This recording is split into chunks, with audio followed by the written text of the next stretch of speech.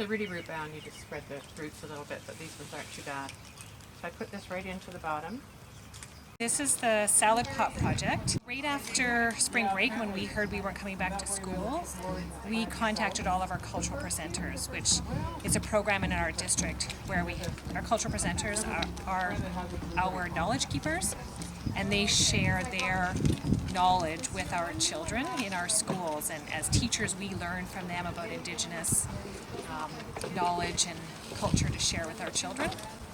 So Barb is one of our cultural presenters. So she had this idea of the salad pot project. I have been, I grew up gardening and wildcrafting as well, and collected food from the wild.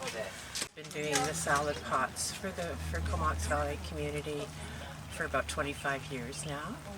So what we've done with the salad pot is that I've tried to include plants that would be good for a salad. So I put the tomato in the middle because we want tomatoes in most of our salads. And then I put the lettuce, spinach, kale, and chives, and other things to choose from that would support a salad. Say thank you, and it reminds them that it's food for medicine. So that gives that kind of the nutritional factors kind of support that food for medicine idea.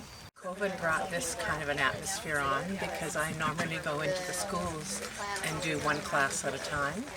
I think we're getting about 300 families coming either through, or some of our Indigenous Support Workers are taking pots to them, delivering them right to their doors. They wanted to have that connection with them right in their house. All the staff, we grew seeds from home to get our little starters. Some we grew, we got some donated from Art Nab, and the idea here is that they come and get six plants for a pot, tomato and lettuce for everyone, and then they can choose 3 or 4 other ones. 1, 2, 3, and you please. Look at this big pot we're going to put in there. Yay! Just scoop it up with some of that. Everybody's been loving watching these grow, and it's just felt really good, putting all the love and care into these salad pots. It's been wonderful.